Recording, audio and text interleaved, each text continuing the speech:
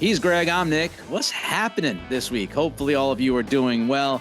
This episode, of course, brought to you by FanDuel, exclusive wagering partner of the CLNS Media Network. Right now, new customers get $150 in bonus bets guaranteed when you place a $5 bet. Let's start with the headlines, Greg, and let's start with all of these interviews happening at Gillette with Jerod Mayo and others, which we'll talk about a little bit later. Let's run through the offensive coordinator position first. We've got Nick Caley, Rams tight ends coach, history with the Patriots. Zach Robinson, Rams passing game coordinator and quarterbacks coach, was drafted by the Patriots back in 2010. And Dan Pitcher, who is the Cincinnati Bengals quarterbacks coach. Of course, we know that it sounds like Pitcher could be easily promoted to OC in Cincinnati with Brian Callahan moving on to Tennessee. But just your overall thoughts and biggest points to make here, Greg, with these three names. I'm encouraged by all of them. I mean, I'm encouraged that they're moving towards the Shanahan-McVay offense. I think when we've talked about this before, I think both of our plea was sort of to, the whole process, whether it was head coach, general manager, coordinators, like just open it up and talk to the best and the brightest and then see what happens. I mean, it didn't happen with the head coach position. Doesn't look like it's going to happen with general manager since they haven't scheduled any of those interviews, and those guys are starting to be placed around the league. But it looks like they're doing that with offensive coordinator. Now, Nick Caley is a guy who that we talked about when Patricia got the job, that we wanted right. Nick Caley, the internal guy, to get more of a look. I think the sense at the time was that he wasn't quite ready for that role. He hadn't had enough experience with the quarterback. Now, 1 year with Sean McVay, does that make him all of a sudden some sort of McVay guru? No, I don't think so. But look, it doesn't hurt to talk and see how he's grown and things like that. I think Zach Robinson is probably the best prospect of the bunch. Like you said, with pitcher, Brian Callahan got the job with the Titans. Pitcher's next man up, has a relationship with Joe Burrow. Now, the problem is, and this is where the slowdown is going to happen, and I can understand people are going to get very frustrated, is that, now that the Bengals have a coordinator position open, now they have to interview two minority candidates. They just can't promote. And maybe the next sort of thing is that we see successor contract language for offensive and defensive coordinators now. Because you could look, if Brian Callahan moves on, you'd want the quarterbacks coach to be the next guy. So this is going to take a while. At least that opens it up to where the Patriots, if they really like them, they could try to outbid the Bengals, who are notoriously cheap. But it looks like from appearances that everything that they've done for Joe Burrow in terms of spending on receivers, revamping the offensive line, it looks like Mike Brown's not quite the idiot some of us make him out to be, that he's trying to do everything he can for Joe Burrow. So I don't think they're going to cheap out on who could be calling plays for Joe Burrow for the foreseeable future. So, but in general, I like the direction. It's not just retreads quite from the Patriots tree. We're looking at a different offense, it looks like. So that's encouraging. Yeah, get away from that, Earhart Perkins offensive scheme. It's too precise, too much on the quarterback. Simplify things, evolutionize this offense, make it easier. You're going to have a lot of turnover this offseason, I think, on offense. So to throw a difficult system at a new quarterback and all these new pieces could be a disaster. I do wonder about pitcher, the play calling aspect. Obviously, Taylor has a lot as far as on his plate, play calling for the Bengals. And, would pitcher be more interested in going somewhere where he would have 100% say on the play calling? That would be interesting. Zach Robinson, I'm with you. I think he makes the most sense. His quarterback history, the fact that he was a quarterback, was drafted as a quarterback after he left the NFL, worked with quarterbacks and developed them, makes a lot of sense if you bring a young quarterback in with that third pick in the draft. I wanted to ask you, what are the chances, Greg, that Robinson and Caley could actually end up here if Mayo kind of messes around with those titles? Oh, I mean, yeah, that's certainly interesting. Now, it depends on how much time Nick Caley has left on his contract. He can interview and leave for a coordinator job.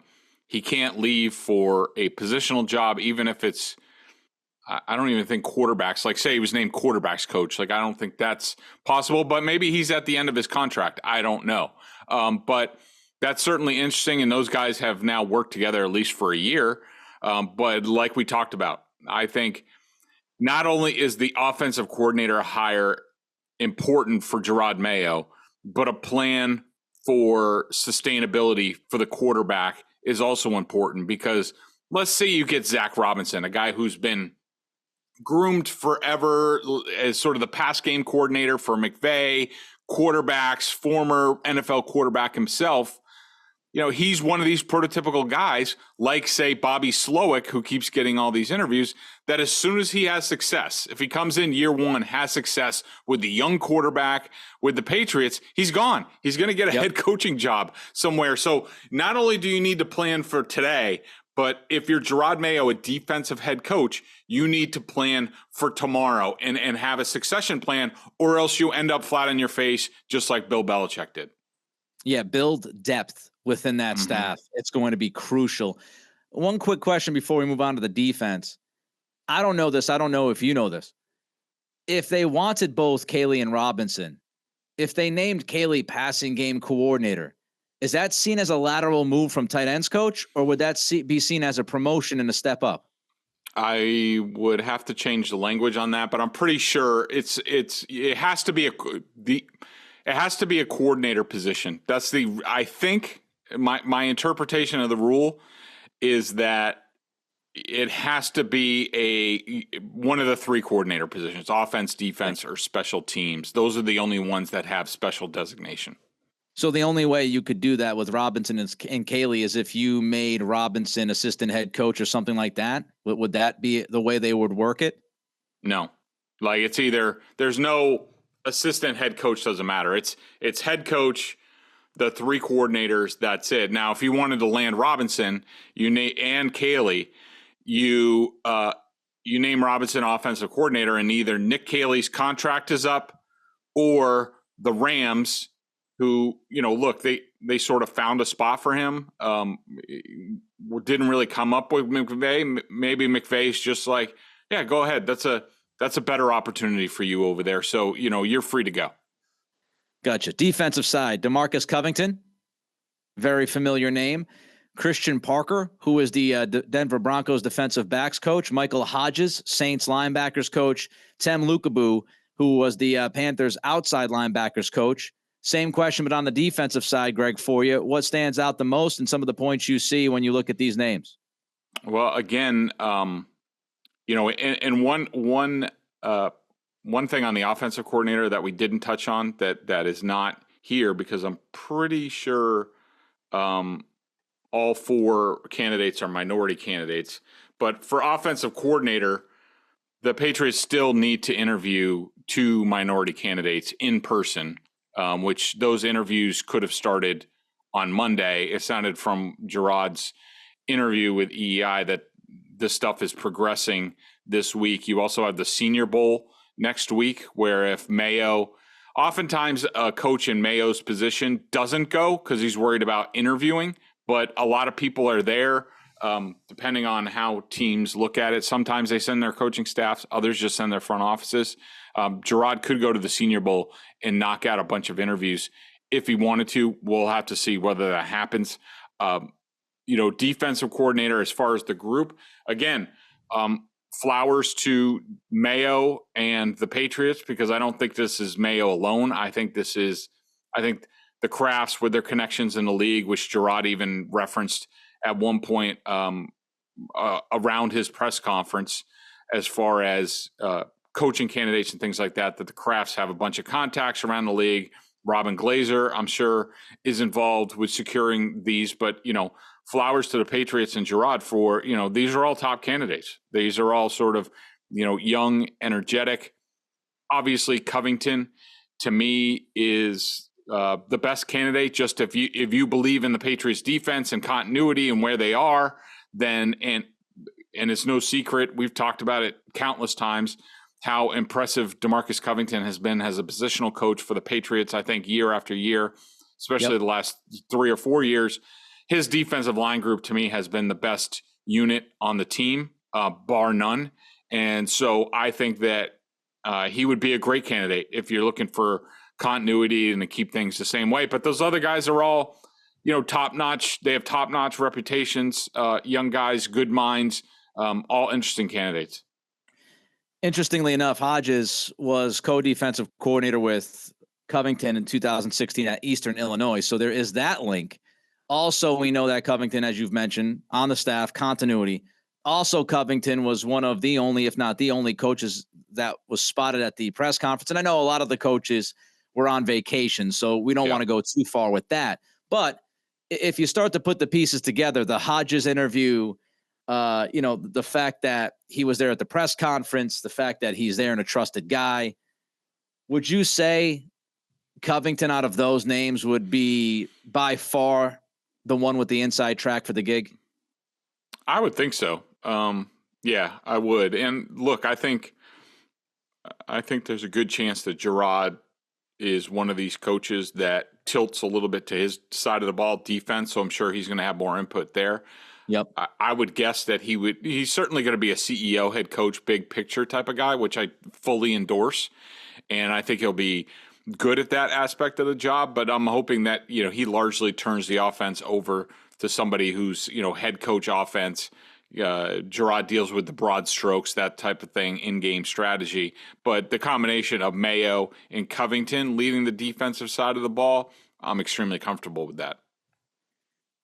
Does this say anything about Steve Belichick, or is it reading too much into it? I know Mike Reese wrote over the weekend that if Belichick came back, it would be in an assistant head coach, senior advisor role, which I don't know if that means he would be calling defense or not. Is that, again, more fun and games with the title stuff?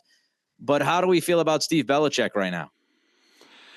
My understanding is that at least this is the scuttlebutt around the staff, the team, is that the public declarations that Steve and Brian would be welcome back was more, just sort of public facing, putting a good face on it, that I think they're, hoping everybody moves on. But yeah, what Reese reported, I mean, that's interesting. I don't even know how that works. So is basically Jerod like removing Steve Belichick from coaching the defense, certainly calling the defense, senior advisor role?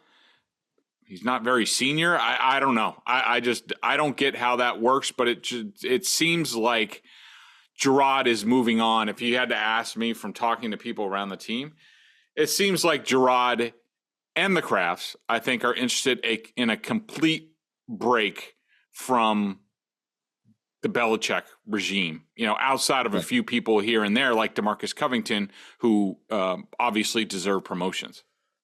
Special teams, Thomas McGahee from the Giants, Marquise Williams from the Falcons, both those guys, special teams coordinator titles.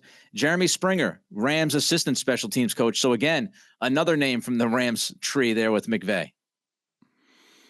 Yeah, I mean, look, I don't know much about special teams. It can't get much worse than the Patriots were last year, but it's obviously clear that since they're interviewing, that means that the coordinator position is open. They're interviewing for all these, so that means that all the coordinator positions are open. That means Bill O'Brien's out, which we now know.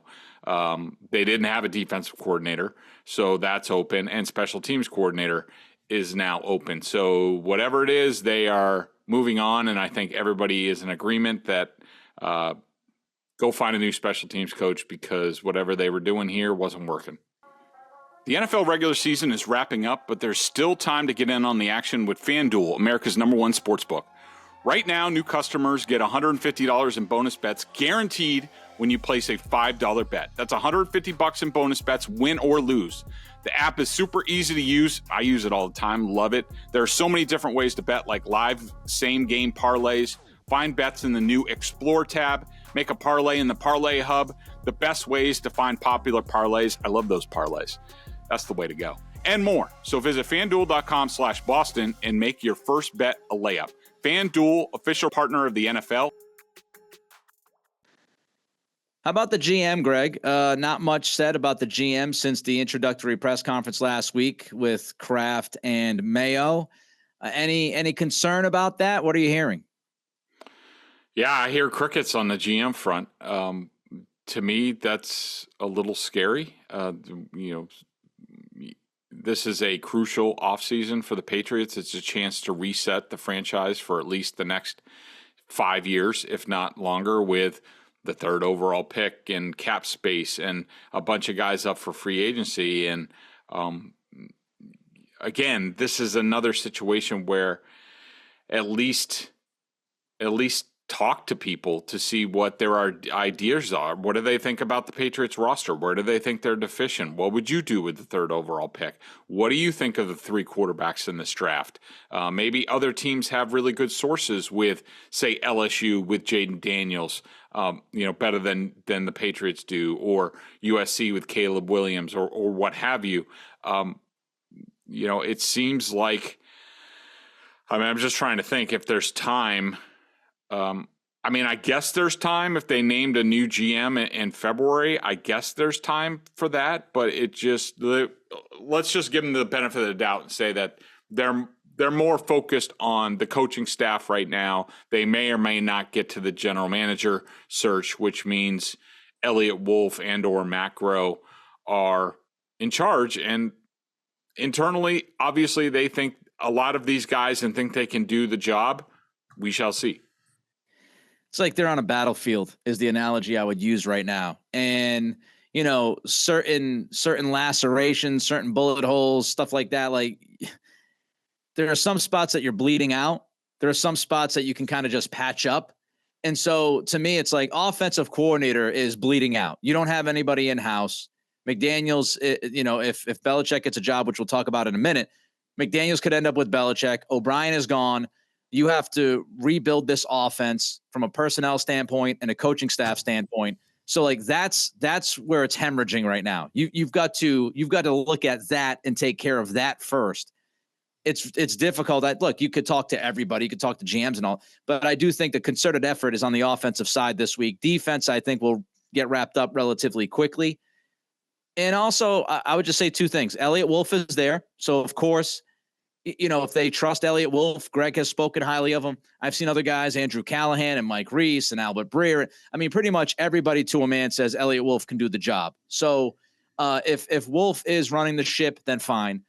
I would also remind people that during that introductory press conference, and I'm sure Greg and others will keep Kraft's feet to the fire on this, he did come out and he said, look, we're going to name a guy who's going to be the lead or a woman that's going to be in the lead position in the front office. We're going to anoint somebody is how he said it, or appoint somebody. And he said that will happen before key decisions have to be made. So let's hold him to that. The clock's ticking. He's got a couple weeks here before you start talking combine and all these other things, but especially free agency in March. We should be anticipating and expecting the lead of this front office to be named before March and have a clear idea as to who's making the decisions, because that's what Robert Kraft said will happen. So let's keep him to that. All right, let's jump to Belichick.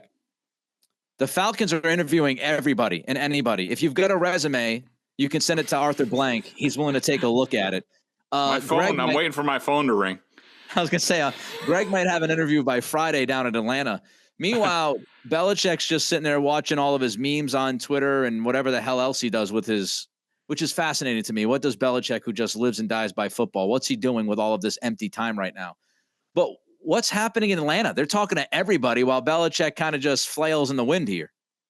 Yeah, a couple things could be at play, Nick. One could be that that the Falcons want to make it look good, that it's not in the bag for Belichick, that their Rooney Rule interviews are not a sham and things like that, and by casting an extremely wide net. And I'm just looking at a list, 3, 6, 9, 12. I think they've interviewed 15 people, including Belichick and Harbaugh have gotten second interviews. I think we heard that there's a couple more. Yeah. And the other thing, Nick, could be that, look, if I'm a Falcons fan, I feel really good about, like, at least they're scouring the earth. They're doing exactly the anti-Patriots. They are scouring the earth. They're talking to everybody. Seriously, anybody who could be a head coaching candidate. I mean, they even interviewed Brian Johnson, the Eagles OC, who just got fired, I think. And so they are talking to everybody. I give them credit for that they are, not putting their blinders on, are looking at everything. And look, could Belichick get into an issue? Could he lose out on this, where the Falcons look at it and say, like, all right, why are we going to go with a 72-year-old guy when we could get a 35-year-old offensive guy, say Bobby Slowick or somebody like that, or even like Belichick's now against Mike Vrabel? I mean, we've talked about it. I'd rather have Vrabel over Belichick. And you have longevity. He has the potential to be there 10, 20 years, where Belichick's only 2 to 5 years. So right. I think Belichick could be in a little bit of trouble on this. I don't know anything. I still think he's going to get the job. I think that Arthur Blank is desperate, and I think Bill is the guy to come in and sort of fix that in the short term. But we'll have to see. It's amazing because right off the bat, immediately you have questions because of how this is being handled. And Belichick's going to go from one kind of drama situation to maybe another drama situation. It truly is incredible. You've got the McKay factor down there. Fontenot, who's the GM, he's going to get slid to the back. So you have a power dynamic that they're trying to figure out. So Belichick, with all the drama and issues with the power dynamic here in New England, could waltz right into another spot where they're talking about power dynamic down in Atlanta. You wonder if Arthur Blank knows that it's Atlanta or bust. Like, to our knowledge, nobody else has talked to Belichick. Now, there's been reports that Belichick has shot down a couple of opportunities. Teams reached out to him and he said, thanks, but no thanks. We've also heard from Mike Florio, who swung and missed massively on the Washington thing so far. But we've heard from Florio that Belichick has other teams kind of looking at him. But you wonder, Blank could be looking at this and saying, he's got no leverage. It's us or nobody. He has to coach this year. He knows it. So this could be an epic stare down between Arthur Blank and Belichick for, power within the organization. And if Belichick's only looking at Atlanta, he knows that. So look, maybe they had these conversations and Arthur Blank said, we're going to just talk to a lot of different people, Bill. We'll get back to you. And Bill was like, all right, I got nothing else to do. The other part of this is the quarterback position. I mean, if you're Atlanta, the number one hole on this football team is quarterback. And after you just saw how Mac Jones was handled, do you think Bill Belichick is the right guy to spring this franchise into the future with a young, impressionable quarterback? Or even if it's a Kirk Cousins, spend that kind of money. And if Bill ends up not liking his quarterback by month 2, you just paid the guy $45 million coming off of a blown Achilles at 36 years old. So there's a lot going on here. Let's talk about Bill O'Brien. He gone. He went to the Ohio State. His choice, the team's choice, or a mutual decision, Greg? From what I understand, I think it was a mutual decision. Now, I think that the Patriots, certainly there were reports for like Tom Curran like a month ago that it was going to be that Bill Belichick was going to be out, Jerod Mayo was going to be the head coach, and Bill O'Brien was going to be the offensive coordinator. Right. 2 out of the 3 things happened.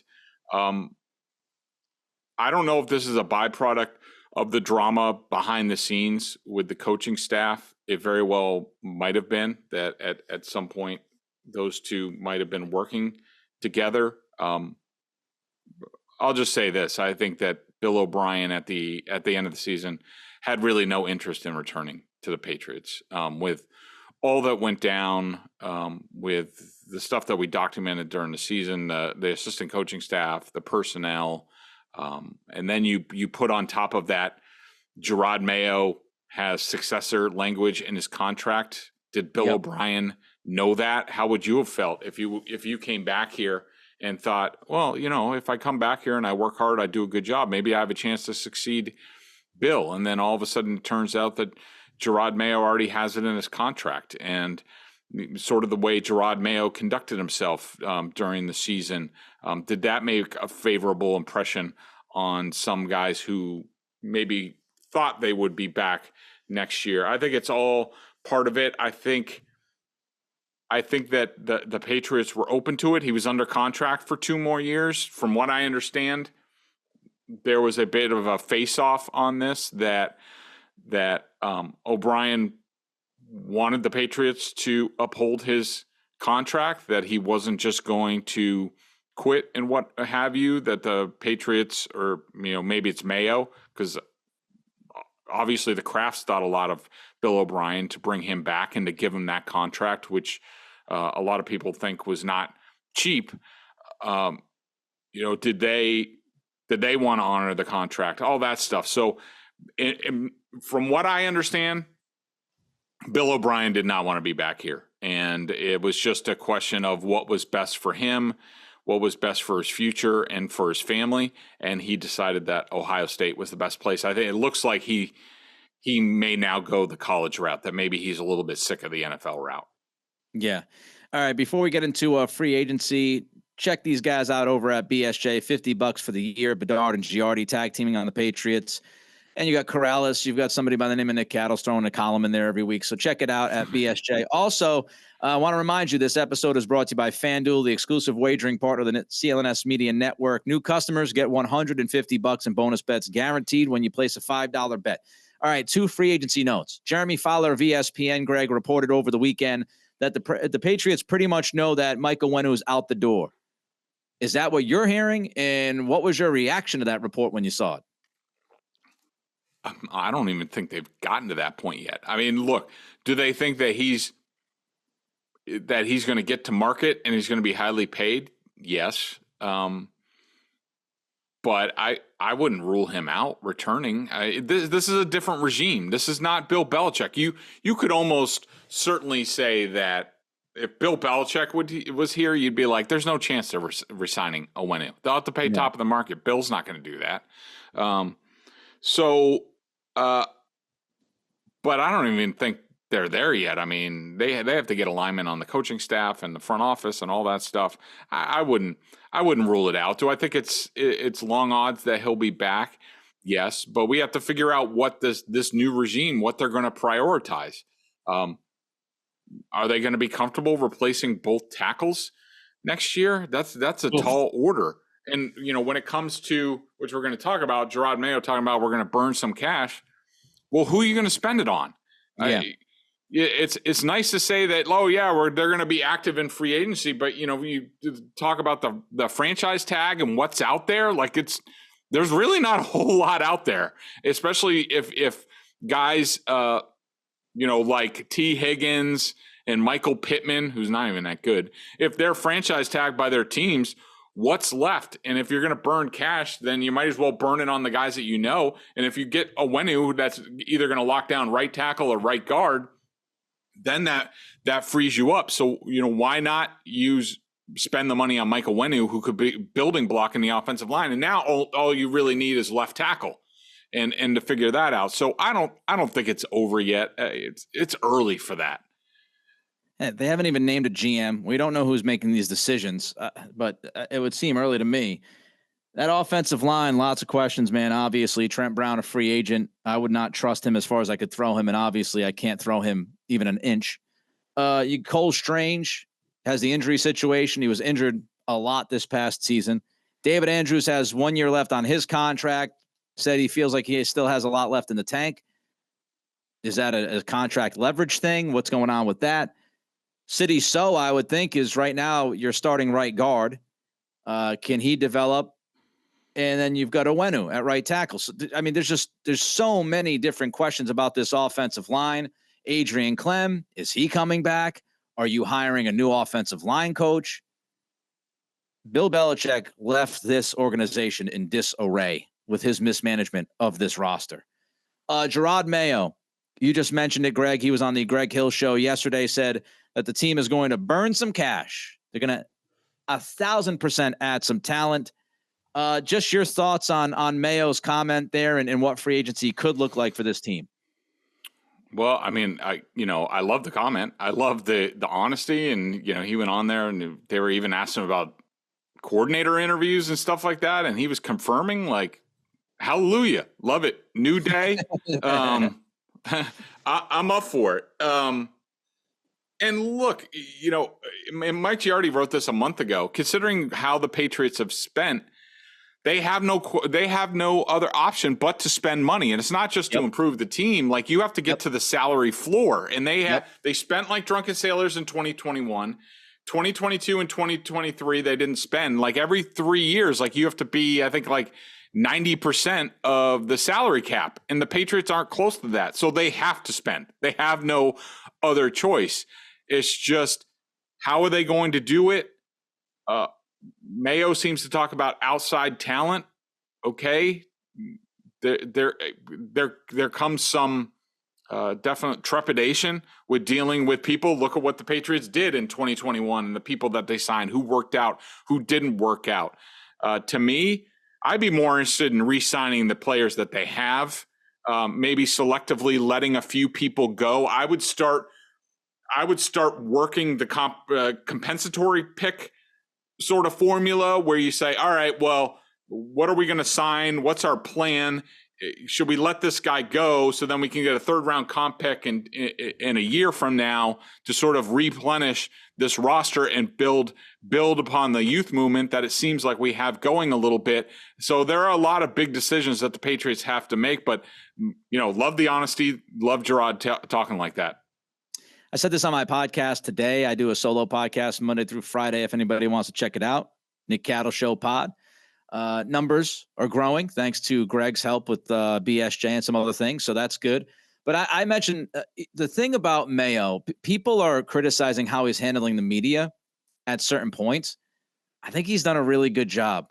I thought the first introductory press conference, the number one priority for Jerod was to tell everybody, I am not Bill Belichick.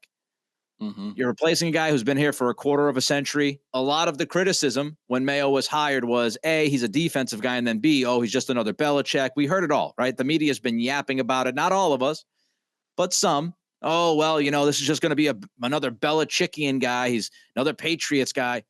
So he had to separate himself from Bill, and I thought he effectively did that. And then I thought with the Greg Hill interview, this is how you intelligently put the pressure on ownership. Coming out and publicly saying, oh, we've got money to burn, that immediately puts the Crafts in the crosshairs. And look, the Crafts might not love that, but Mayo wants talent. He knows his team needs talent. And now he's put that out there. So if the Crafts don't go out there and spend and bring in outside talent, then it's on them. And so I thought this was a very smart way, without causing any big friction or being, a dink about it. It's a very smart way to just put that out there. Oh, we got money and we're going to burn some of that cash, i.e. Robert, let's go. And so I just thought it was a smart way to do it. All right. Yeah, I don't disagree. I also think that the Crafts have no choice. We talked about the salary cap floor, but also just look, they fired Bill Belichick. They hired Jerod Mayo. They need this to look good. They need to improve the team greatly and say that, and also the whole criticism of the Crafts and the spending, how they're, even Mike Reese pointed out this weekend that they're the lowest in the last decade in terms of cash spending around the league. And the Crafts, if you talk to them or people around them, they always pointed the finger at Bill and said, it was him. Like he could do whatever he wanted to. That's what he chose. And there's a lot of evidence to say it was Belichick, including his beliefs going back to the Cleveland days in terms of how much to pay players in relation to how much he makes. So the first year out from Bill Belichick, they got to open up that wallet and start making it rain. That might just be part of my podcast as well. And I might also on X/Twitter have a clip, a tease involving that very idea. That Kraft. They got to be all in. If you go out there at the introductory press conference and point the finger at Bill, Bill's no longer here. Times are changing. You got to prove it. He's Greg. I'm Nick. We'll talk to you later.